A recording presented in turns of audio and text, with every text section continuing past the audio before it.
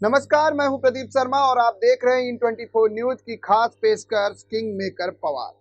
जी हां, आगामी महाराष्ट्र विधानसभा चुनाव के नतीजों के बाद अजीत पवार ऐसी स्थिति में आना चाहते हैं कि उनके बिना सरकार का गठन संभव न हो, यानी वो किंग मेकर की भूमिका में आना चाहते हैं। शायद बिहार के मुख्यमंत्री नीतीश कुमार के सियासी सफर को देखते हुए खुद का वर्चस्व बनाए रखने ये प्लान सबसे बढ़िया हो सकता है। दरअसल अजीत पवार ने अकेले दम पर विधानसभा चुनाव लड़ने की तैयारी कर ली है। इसके पीछे की वजह है आरएसएस के मुखपत्र के संपादकीय में अजीत पवार की आलोचना। अजीत पवार ने महिलाओं, युवाओं, किसानों और अल्पसंख्यकों को लाभ पहुंचाने वाली कई योजनाओं को बढ़ावा देने के लिए आउटरीच कैंपेन यानी जन सम्मान यात्रा की घोषणा की है। 8 अगस्त को नासिक से 31 अगस्त तक यात्रा का पहला चरण शुरू होगा। जन सम्मान यात्रा पश्चिमी महाराष्ट्र, विदर्भ और मराठवाड़ा क्षेत्र को कवर करते हुए 22 अगस्त को मुंबई पहुंचेगी। महाराष्ट्र की बारामती सीट से पत्नी सुनेत्रा पवार के चुनाव हारने के बाद अब विधानसभा चुनाव में अजीत पवार गुट की एनसीपी पार्टी हर हाल में 50 से अधिक सीटें जीतने का लक्ष्य तय कर 80 से 90 सीटों पर चुनाव लड़ने का लक्ष्य बना रही है। इससे अजीत पवार को विधानसभा चुनाव 2024 के बाद राज्य में सरकार गठन के दौरान किंग मेकर की स्थिति में रहने में मदद मिलेगी। सूत्रों के मुताबिक एनसीपी अपने आप को उस स्थिति में लाना चाहती है जहां से महाराष्ट्र में उनके समर्थन के बिना सरकार न बन सके। यानी यूं कहे कि महाराष्ट्र की जो राजनीति होगी उसमें अजीत पवार का एक दबदबा होगा। बहरहाल अजीत पवार गुट की चुनावी तैयारियों को लेकर चर्चा के लिए कई खास मेहमान हमारे साथ जुड़े हुए हैं और उन मेहमानों का परिचय हम आपको करा दें। सबसे पहले तो हमारे साथ जुड़ी है अजीत पवार गुट की ममता शर्मा और शरद पवार गुट से जुड़े हुए हैं हमारे साथ कैलाश राउत जी। सब आप दोनों का बहुत बहुत स्वागत है इन 24 न्यूज में। ममता जी, सबसे पहला सवाल आपका। एक तो महायुति में आप सरकार के साथ हैं, दूसरी बार अब जन सम्मान यात्रा की शुरुआत जो हो रही है इसका मुख्य उद्देश्य क्या होगा? शायद ममता जी का जो है ऑडियो प्रॉब्लम आ रहा है। हमारे साथ कैलाश जी जुड़े हुए हैं। कैलाश जी, जिस तरह से महाराष्ट्र की राजनीति का समीकरण दिखाई दे रहा है, क्या लगता है आने वाले समय में फिर से महाराष्ट्र में सत्ता परिवर्तन या विधानसभा चुनाव के पहले फेरबदल हो सकता है? देखो, आपका चैनल के माध्यम से मैं आपके चैनल को धन्यवाद देता हूं सबसे पहले। लेकिन ये जो यात्रा और जो कुछ कर रहे हैं, ये लोकसभा के चुनाव में इनको दिखा दिया है कि हमारी लोकसभा पूरा 48 आएंगे, 48 सीट 35 आएंगे, ऐसे बहुत कुछ जुमलागिरी बात की है। लेकिन आपको ये बताना चाहता हूं कि जनता आप सब जानती है, समझती है, जनता को मालूम है विधानसभा में भी इनका पानीपत होने वाला है। वो चाहे कुछ भी करे। और अजीत पवार जो है, ये बहुत कुछ करना चाहते हैं लेकिन कुछ होने वाला नहीं है। जनता सब जान चुकी है, जनता को सब पता चला है। देखो, एक बात आपके बताना चाहता हूं, जो मराठीमध्ये म्हण आहे, जो नाही काकाचा तो काय होईल लोकांचा, हे म्हण आहे। अरे, ज्या माणसाने देश का जानता राजा, राष्ट्रीय अध्यक्ष शरदजी चंद्र पवार साहब, जो देश का जानता राजा है, जिन्होंने मतलब हम लोग उनसे सीखा है, और आज भी आम आदमी जाएंगे ना तो वो उनसे बात करते हैं। उनका केवल काम करने का तरीका 80% समाजकारण, 20% राजकारण। इसके लिए हमारे जैसे कार्यकर्ते उनके साथ जुड़े हुए हैं। मैं ये यात्रा और अजीत पवार ऐसे बात को ज्यादा महत्व नहीं देना चाहता हूँ। लेकिन जिस तरह से विधानसभा चुनाव की तैयारियों की बात करें तो हर पार्टी अपने अपने तरीके से कैलाश की तैयारी में जुटी हुई है। ऐसे में अजीत पवार गुट की जो एनसीपी है उनका जो लक्ष्य है 50 से ज्यादा सीटें का टारगेट है और 80 से 90 सीटों पर उम्मीदवार उतारने की भी बात कही जा रही है। यानी महाराष्ट्र की 288 लोकसभा विधानसभा सीटों का अगर बात करें तो एक तरफ तो महायुति में आप गठबंधन में है, 288 सीटों की विधानसभा है महाराष्ट्र की। ऐसे में बीजेपी, शिवसेना और जो अन्य सहयोगी दल हैं और एनसीपी, क्या लगता है कि 80 से 100 सीटें इनको मिल पाएंगी? मुश्किल है। आपको बताता हूं कि एक सीट थी बीजेपी की जी।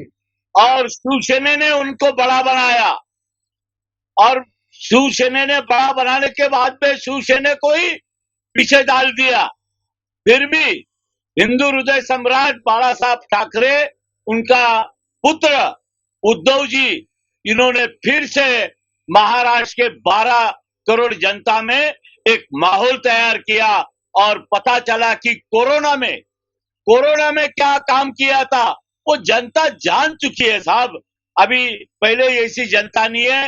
हर लोगों को घर घर में मोबाइल है, सब जानते हैं, सब समझते हैं क्या बोलता है, कौन काम करते करते आंख मारता है, कौन सुबह का जाके देता है राज्यपाल, ये जनता सब समझती है।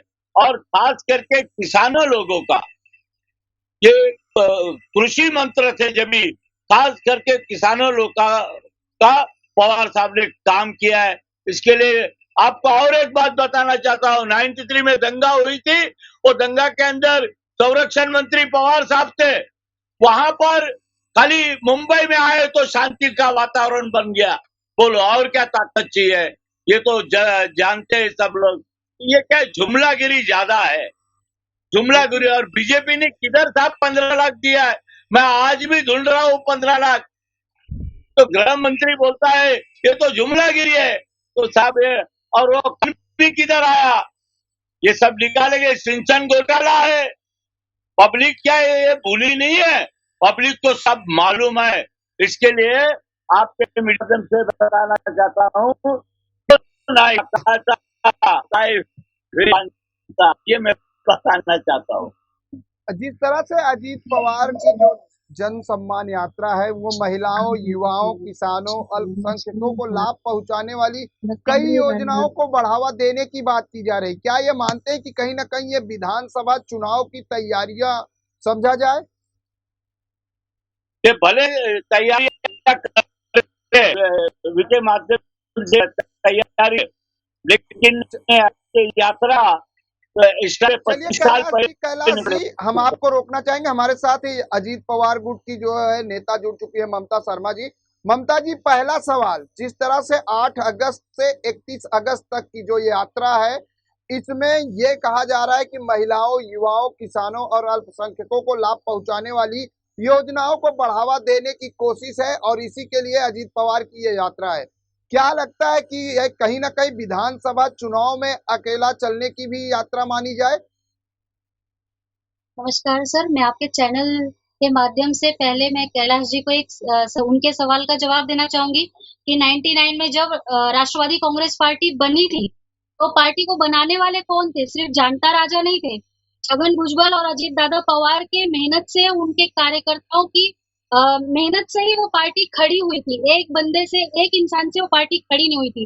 और अब जब अजीत दादा खुद कमान संभाल लिए हैं और वो राष्ट्रीय अध्यक्ष बन गए हैं, तो राष्ट्रीय अध्यक्ष बनने के लिए उनको जनता तक पहुंचना है, युवाओं तक पहुंचना है और संगठन को मजबूत करने के लिए अपनी बहनों की तकलीफ, अपनी बहनों की समस्या जानने के लिए उनको जन जन में जाना पड़ेगा। उनको कांग्रेस और जो कहते हैं आपला परिवार, घर में बैठे बैठे सबके हाल आप जान लोगे, ऐसा नहीं। जब तक आप लोगों से मिलोगे नहीं, उनसे रूबरू नहीं होगे, अपनी बहनों की, अपने युवाओं की, अपने देश की जनता की समस्या को नहीं जानोगे, तो आप उनकी समस्याओं को दूर कैसे करोगे? और इसीलिए वो राष्ट्रवादी कांग्रेस पार्टी जब 99 में बनी, उसको बनाने वाले ही कार्यकर्ता मजबूत जो थे वो हमारे राष्ट्रीय अध्यक्ष अजीत दादा पवार थे, कैलाश जी, छगन भुजबल साहेब थे, प्रफुल्ल पटेल जी थे।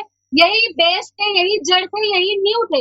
और उस वही अभी उन्होंने अपनी बहनों को, युवाओं को और अपने पूरे महाराष्ट्र के लोगों के साथ फिर से मिलकर संगठन को और मजबूत बनाकर चुनकर आकर सीएम का दावेदार है हमारे अजीत दादा। हमारे दादा भावी सीएम बनेंगे, चीफ मिनिस्टर बनेंगे। पावर अब पवार में है, अजीत पवार में है। पावर गेम यहाँ पलट चुका है और अजीत पवार जी भावी सीएम है और वो राष्ट्रवादी कांग्रेस पार्टी की जो पावर गेम पलट चुका है, ममता जी पावर गेम पलट चुका है, तो क्या आने वाले विधानसभा चुनाव से पहले महाराष्ट्र में जो है फिर से फेरबदल देखने को मिलेगा? बिल्कुल सर, पहले से ही हमारे 50 से 55 एमएलए हैं और 50 से 55 एमएलए हैं वो तो अपना सीट लाएंगे ही, लेकिन 80 से 90 सीट लाकर अजीत दादा, माननीय छगन भुजबल साहब, सुनील तटकरे जी, प्रफुल्ल पटेल जी, सारे जो दिग्गज हमारे नेता हैं, वो महाराष्ट्र की लाडकी बहन के साथ मिलकर, अपने लाडका भाऊ से मिलकर, सारे लोगों से मिलकर उनकी ये जो यात्रा को सफल बनाकर हम 80 से 90 सीट लाकर फेर बदल भी करेंगे और सीएम हमारे अजीत दादा बनेंगे और हमारी पार्टी पूरे पावर में आएगी। ममता जी, लेकिन जिस तरीके से बोल रहे हैं कि अजीत पवार जी भावी मुख्यमंत्री हैं, सीएम बनेंगे, लेकिन अगर महाराष्ट्र की हम बात करें तो महाराष्ट्र में 288 विधानसभा सीटें हैं और ऐसे में आप महायुति में भी हैं, तो महायुति में क्या आपको 100 सीटें, जैसे आपने कहा 80 से 90 सीटों पर उम्मीदवार उतारेंगे, क्या ये समीकरण जो है संभावित है, बन पाएगा? आपको 90 सीटें मिल पाएंगी? जी सर, बिल्कुल, क्योंकि अजीत दादा का जो नेचर है, वो जो बोलते हैं वो करते हैं और उनका शिंदे साहब जो हमारे सीएम हैं उनके साथ और देवेंद्र फडणवीस साहब के साथ बहुत अच्छी मिलके वो लोग स्कीम्स जैसे लाडकी बहन योजना हुआ, लाडका भाऊ योजना हुआ, जो भी फाइनेंशियल अर्थ मंत्री होने के नाते सीएम से और डिप्टी सीएम देवेंद्र फडणवीस साहब से मिलकर ये लोग महायुति सरकार में बढ़िया काम कर रहे हैं। तो इनकी जो गठबंधन है वो 288 सीट पे इसी तरह से होगी कि 90 सीट हमारा और उनका जो भी सीट है मिलके हम मिलकर लड़ेंगे और समीकरण बहुत बढ़िया बनेगा, फिर से महायुति की सरकार आएगी। और क्योंकि अजीत दादा ये संवाद यात्रा में लोगों से खुद मिलकर महाराष्ट्र सरकार से मिलकर ये काम कर रहे हैं, तो हमारी सारी लाडकी बहन बहुत खुश है। हर महीने 1500, पहली बार इतिहास में पहली बार घर घर में पैसा पहुंचेगा। महाराष्ट्र की किसी गवर्नमेंट ने आज तक ये काम नहीं किया है कि बहनों को घर में डायरेक्ट अकाउंट में पैसे आ रहे हैं, कॉमन पब्लिक को पैसा आ रहा है। लाडका भाऊ योजना जो रोजगार बेरोजगार लोग हैं उनको बिल्कुल, पैसा है। योजनाओं के माध्यम से कहीं ना कहीं जो है लोगों को कनेक्ट करने की कोशिश महायुति सरकार कर रही है। कैलाश जी, क्या कहेंगे? ममता जी ने कहा कि जो पार्टी बनी थी एनसीपी जी, अगर बात करें तो जिस तरह से लगातार विरोध की बात करें, ममता जी की अगर बात करें तो ममता जी, एक सवाल ये भी बनता है कि जैसे आपने कहा कि तीनों लोग, जो तीनों दल हैं, बीजेपी, शिवसेना और एनसीपी, मिलकर महाराष्ट्र में योजनाओं पर काम कर रही हैं, लेकिन अगर हम बात करें लोकसभा चुनाव की, तो लोकसभा चुनाव के नतीजों के बाद आरएसएस की मुख्य जो पत्रिका है उसके संपादकीय में लिखा गया था कि महाराष्ट्र में जो हार हुई है एनडीए और महायुति की, उसका कारण है अजीत पवार। सर, किसी एक इंसान के दोष देने से, एक इंसान के बोलने से नहीं, आरएसएस की मुख्य पत्रिका के संपादकीय में लिखा गया है ममता जी। किसी को दोषारोपण करने से पहले उसका एक ये होना चाहिए कि उनको रीजन बताना चाहिए। अजीत दादा पवार महाराष्ट्र के आज के नहीं, जब से वो युवा नेता थे, मैंने कहा 99 में जब ये पार्टी की स्थापना हुई थी, तब से अजीत दादा महाराष्ट्र की सरकार के लिए काम कर रहे हैं, अपने किसानों भाइयों के लिए, युवतियों के लिए, युवा के लिए। तो उनकी जो अपनी एक पकड़ है, उनका जो एक क्षेत्र है, बारामती में तो सबसे पहले सांसद अजीत दादा ही थे, पहला सांसद वही बने थे।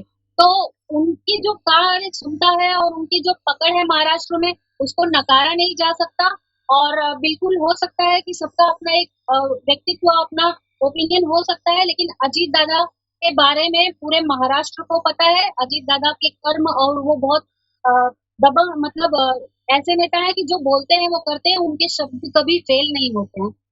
बिल्कुल फेल नहीं होते हैं, लेकिन एक सवाल ये भी है ममता जी कि आज जो है शरद पवार गुट की जो विधायक हैं जितेंद्र आव्हाड, उन्होंने एक बयान दिया है जिसपे उन्होंने ये कहा है कि सबसे बड़े गद्दार अगर कोई है तो वो अजीत पवार है, जिन्होंने अपने चाचा के साथ गद्दारी की है। अगर देश का विकास करना है, महाराष्ट्र का विकास करना है, महाराष्ट्र में योजनाएं, और सिर्फ योजनाएं नहीं, महाराष्ट्र का डेवलपमेंट, फंड की, एक घर चलाने के लिए भी फंड की जरूरत होती है, उसी तरह महाराष्ट्र को भी डेवलप करने के लिए, विकास करने के लिए फंड की जरूरत होती है। तो अगर कोई फंड के लिए अगर बीजेपी सरकार के साथ आके महायुति का गठबंधन करता है, तो वो कॉमन पब्लिक के लिए करता है, व्यक्तित्व अपने के लिए नहीं। वो चाचा से अगर अलग भी हुए तो उनके चाचा ने भी, मतलब पवार साहब ने भी ये प्रस्ताव पहले दिया था, फिर वो लोग बहुत बार मीटिंग किए, बाकायदा बात हुई, फिर वो ना हो गया, नकार दिया उन्होंने, तब इन्होंने फैसला किया कि अगर प्रत्येक जनता से घर-घर में अगर घर-घर पहुँच के उनके लिए कुछ किया जा सकता है, तो फंड की आवश्यकता है और फंड तब मिल सकता है जब गवर्नमेंट के साथ में रहोगे, जब आपके साथ गवर्नमेंट होगी तब। तो उन्होंने एक सही फैसला किया कि महायुति में आके उन्होंने बीजेपी आज पीएम हमारे नरेंद्र मोदी साहब हैं, उनका विचार और उनके विकास के मुद्दे अजीत दादा को अच्छे लगे। उन्होंने कहा सही बात है, देश का विकास होगा, महाराष्ट्र का विकास होगा, इसलिए महायुति सरकार में आना सही है। तो ये गद्दारी नहीं है। अगर अपने परिवार का, अपने घर का, अपने समाज का, अपने देश का, महाराष्ट्र का विकास करना है तो अजीत दादा का ये फैसला है, ये गद्दारी नहीं है। और जितेंद्र आव्हाड साहब के लिए तो मैं यही कहना चाहूंगी कि वो कम से कम जो बोलते हैं 10 बार सोच के बोले और जनता के लिए उन्होंने क्या किया है पहले वो उनको समझना चाहिए। और अजीत दादा ने एक सही फैसला लिया है जिससे हम सभी कार्यकर्ता बहुत खुश हैं। कार्यकर्ता खुश है, लेकिन आने वाले विधानसभा चुनाव की अगर बात करें तो जिस तरह से पहले मन से प्रमुख राज ठाकरे ने बिना शर्त एनडीए को समर्थन दिया, लेकिन विधानसभा के लिए अब वो अकेले चुनाव लड़ने का ऐलान कर चुके हैं। हालांकि आपकी पार्टी और आपकी पार्टी के जो अध्यक्ष है वो महाराष्ट्र में उप मुख्यमंत्री हैं और महायुति सरकार में शामिल भी हैं, लेकिन जिस तरह से चर्चाएं और खबरें निकल कर आ रही, कहीं ना कहीं अब महायुति में मनमुटाव सीटों के बंटवारों को लेकर और जिस तरह से आलोचनाएं की गई अजीत पवार जी की, उसको लेकर एनसीपी के जो कार्यकर्ता हैं उनके मन में थोड़ी सी खटास आई है। आने वाले विधानसभा में वो अकेले चुनाव लड़ सकते हैं, क्या ऐसा कुछ समीकरण बनेगा? सर मैंने जैसे कहा कि 50 से 55 एमएलए तो ऑलरेडी हमारे पास हैं और 90 सीट का जीत के आने का हमारा टारगेट है। और परिवर्तन संसार का नियम है, तो परिवर्तन बदलाव क्या आ सकता है ये कभी प्रेडिक्टेबल नहीं होता। चलिए बदलाव क्या हो सकता है ममता जी, हम आपको रोकना चाहेंगे। हमारे साथ कैलाश देशमुख जी जुड़ चुके हैं। कैलाश जी, ममता जी ने साफ तौर से कहा है कि अगर एनसीपी पार्टी बनी थी तो उसमें कहीं ना कहीं अजीत पवार और छगन भुजबल जी का सबसे बड़ा योगदान था। जैसे आपने कहा कि शरद पवार जी ने पार्टी को बनाया, लेकिन उसको ममता जी ने पूरी तरह से डिनाई कर दिया है, क्या कहेंगे? कुछ नहीं साहब, ये सब खाली मैं आपसे फिर से बात बताना चाहता हूं कि हमारे महाराष्ट्र के 12 करोड़ जनता में सब जनता जान चुकी है, बस विधानसभा का इंतजार कर रही है। दूध का दूध और पानी का पानी हो जाएगा, ये अपने आप पता चल जाएगा, उसमें कोई शंका नहीं है। परेशान हो गई है कैलाश जी, आप लोग लगातार ये आरोप लगा रहे हैं कि अजीत पवार ने अपने चाचा से गद्दारी की है, बगावत की है, लेकिन ममता जी का कहना है कि ये गद्दारी नहीं है, तो देश और महाराष्ट्र की विकास के लिए अजीत पवार जी ने महायुति से हाथ मिलाया है। नहीं, ये विकास की बात जो हो रही है ना, वो विकास नहीं है, वो बकास का हिसाब है। जनता सब जानती है साहब, जनता को बताना जरूरी नहीं है। अभी पहले ना बताना पड़ता था, लेकिन आपका मीडिया के माध्यम से हर लोगों के घर घर में हाथ में ये मोबाइल है और ये मोबाइल से 5 मिनट में रिपोर्ट चला जाता है, तो जनता जानती है कि विकास की बात है क्या। देखो सब्जी का भाव क्या है, गैस बाटला का भाव क्या है, अनेक पेट्रोल का क्या भाव है, यानी ये सारे बातें देखने जावे ना तो केवल जुमलागिरी की भाषा है और कुछ नहीं है। मैं दावे के साथ में बोल सकता हूं कि जो हमारे महाअघाड़ी जो सरकार ने जो काम किया था, अघाड़ी सरकार ने जो काम किया है वो लोगों के हित में। अब ये आया है कौन सा सब जुमला करार कर दिया है कैलाश जी ने। आपने तो कहा कि विकास के लिए, यहाँ तो कैलाश जी कह रहे हैं सिर्फ जुमला है और ये विकास नहीं भड़ास है, क्या कहेंगी? सर जो जिसे ये जुमला कह रहे हैं, आप जरा थोड़ा सा स्टडी करिए और गुरुजी इतिहास में थोड़ा सा इनको जानने के लिए कहिए, इतिहास पलट के देखिए, कभी लाड़का भाऊ जैसी योजना महाराष्ट्र सरकार ने दी थी। आप लाड़का भाऊ योजना के बारे में क्या जानते हैं? लाड़का भाऊ योजना ये है कि बेरोजगारों को 5,000 शुरुआत में देगा, इसलिए नहीं कि उनको पैसे दिए जा रहे हैं, उनको प्रशिक्षण दिया जाएगा, उन्हें ट्रेनिंग दी जाएगी और उनके अंदर स्किल डेवलपमेंट किया जाएगा और उस स्किल के हिसाब से उन्हें 6 महीने तक ही 5,000 दिया जाएगा और उसके बाद उन्हें रोजगार दिया जाएगा, जिस तरह का उन्होंने प्रशिक्षण लिया होगा। महाराष्ट्र में आज तक ऐसी कोई योजना नहीं आई थी। तो ये जुमला नहीं है, क्योंकि मैं एक दहिसर तालुका अध्यक्ष पदाधिकारी हूँ, मैं काम कर रही हूँ, मैं अपनी खुद का, मेरे पास सेंस है, विचार है कि अभी जुमला कौन बोलते हैं, घर बैठे लोग कौन लोग काम करते हैं। और अजीत दादा जमीन पर उतरकर जो यात्रा अभी बता रहे हैं, उन्होंने ये किस लिए किया है, क्यों किया है, लाड़का भाऊ योजना क्या है, जुमला है कि सच में ये जमीन पर उतरकर प्रशिक्षण देने के लिए किया जा रहा है, उन्हें रोजगार देने के लिए किया जा रहा है, विकास के लिए किया जा रहा है। और जितने भी अभी फंड्स और अजीत पवार कर रहे हैं, आज तक किसी सरकार ने अजीत पवार साहेब जैसा या फिर हमारी जो एनसीपी है, ऐसा काम किसी ने आज तक नहीं किया है। क्या कहेंगे कैलाश जी? अभी तो वो बोल रहे जुमला नहीं है, आज तक किसी सरकार ने ऐसा काम नहीं किया है। साहब इलेक्शन आया ना, इलेक्शन आया कि आ गले लग जा और कुछ काम लेके गए तो हम आपके हैं कौन। ये विषय ऐसा है कि ये अभी करना था क्या? अभी आपने तो सरकार लिया 2.5 साल हुआ, जब भी कुछ नहीं कर पाए और अभी ये दिखाना जरूरी हुआ। इससे विकास का भाषा नहीं होती है साहब। मैंने आपको 10 बार बोला कि जनता जान चुकी है, आने वाले कितना भी यात्रा लो, वो कलश यात्रा हो या रथ यात्रा हो या कुछ भी, बहुत यात्रा हो गई है। अभी जनता जान चुकी है, जब इनके 40 उम्मीदवार, 40 खासदार अपना यूपी में जहाँ राम मंदिर है वहां से नीचे आ गए, महाराष्ट्र में है। अरे लेकिन ये भी है ना कि 50 से ज्यादा एमएलए जीत के आ रहे हैं और कहीं ना कहीं अजीत पवार जो है किंग मेकर की भूमिका में रहेंगे। वो कहीं ना कहीं बिहार के नीतीश कुमार की जो है प्रेरणा लेकर महाराष्ट्र में नीतीश कुमार बनेंगे क्या? किंग मेकर किसको बोला जाता है? किंग मेकर का खुद की पार्टी, अरे हमारे सब कुछ ले लिया और फिर बाद में पार्टी बनाया, ऐसा तो नहीं होता। किंग मेकर है, खुद किंग मेकर होना चाहिए। ये किंग मेकर की भाषा नहीं है, मानता नहीं है मैं साहब। खुद को काम करना पड़ता है, तभी जाकर वो काम होता है। और वैसे हर एक नेता ने, बहुत बड़े बड़े नेता लोगों ने त्याग दिया है इस देश को, बहुत है। और अभी पवार साहब देश का जानता राजा है, ये आपके मीडिया से बताना चाहता हूँ। देश राजा है और उन्हें कौन नहीं जानता और उन्होंने कभी कोई नहीं किया। ममता जी क्या कहेंगी? खुद की पार्टी हो तो किंग मेकर बन सकते हैं, यानी कहीं ना कहीं आरोप है कि पार्टी छीनी गई है। सर मैं फिर से कह रही हूँ कि 99 में जब ये पार्टी की जरा संगठना को पढ़िए और फिर आपको पता चलेगा वो किंग मेकर है कि नहीं।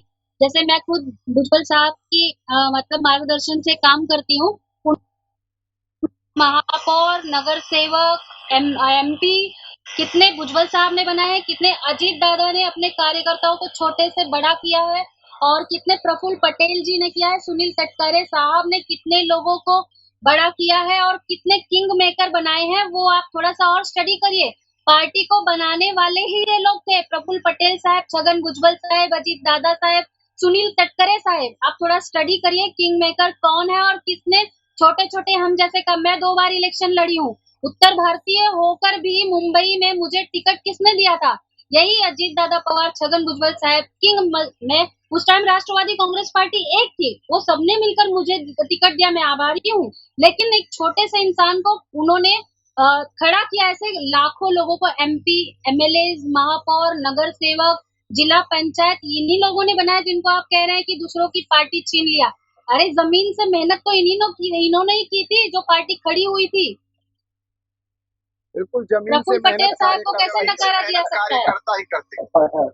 देखो ममता जी है ना, साहब भाई जी, हेलो, बोलिए भाई, ममता जी एक सामाजिक कार्यकर्ता है, अच्छे है, मैं जानता हूँ और व्यक्ति महत्व भी है। लेकिन महाराष्ट्र का 288 महाराष्ट्र में हम लोग घूमे हैं, हर तालुका में। ममता जी का एक तालुका है, एक सामाजिक मैं भी जानता हूँ, और अजीत दादा ने अकेले पार्टी नहीं किया, हम भी 25 साल से काम कर रहे हैं इसी पार्टी में और योगदान दिया है, लेकिन कोई नहीं, खाली पवार साहब के विचार और कुछ नहीं, पवार साहब के विचार, दूसरा हमें कुछ नहीं विचार चाहिए। पवार साहब के हैं, लेकिन महाराष्ट्र की अगर बात करें तो महाराष्ट्र का विधानसभा चुनाव काफी दिलचस्प होने वाला है, क्योंकि समीकरण बदलने वाले हैं। हो सकता है कि कहीं ना कहीं फिर से महाराष्ट्र में राजनीतिक भूचाल भी आए और कहीं ना कहीं फेरबदल की आंधी भी देखने को मिल सकती है, क्योंकि अब जो महाराष्ट्र के उप मुख्यमंत्री हैं और एनसीपी के अध्यक्ष हैं अजीत पवार ने एक बार फिर मन बना लिया है किंग मेकर बनने का।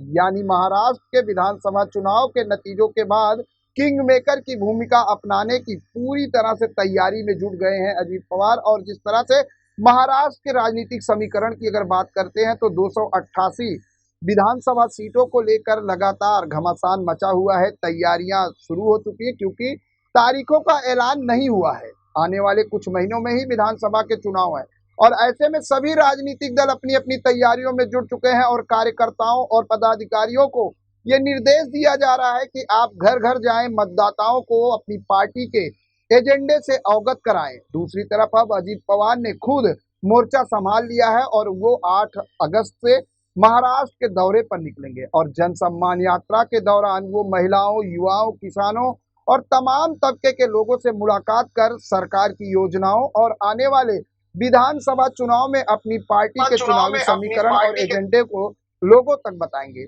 फिलहाल आप दोनों का इस चर्चा में जुड़ने के लिए धन्यवाद। और जिस तरीके से अब महाराष्ट्र की राजनीति की बात करें, उठापटक की बात करें, लगातार मनसे हो, शिवसेना हो, एनसीपी शरद पवार गुट हो, क्योंकि पहले तो महाराष्ट्र में 4 मुख्य धारा की पार्टियां थी, लेकिन अब वो 6 हो चुकी हैं, जिसका नतीजा आने वाले विधानसभा चुनाव में देखने को भी मिल सकता है कि मतदाता किस करवट ऊँट बैठाते हैं और महाराष्ट्र की सत्ता की जो ताज है वो किसके सर पर सजता है। मेरे साथ बस इतना ही। अन्य ताजा तरीन खबरों के लिए देखते रहें इन 24 न्यूज। इन 24 न्यूज को सोशल मीडिया के प्लेटफॉर्म यूट्यूब, इंस्टाग्राम, फेसबुक पर लाइक करना, सब्सक्राइब करना, फॉलो करना बिल्कुल ना भूलें।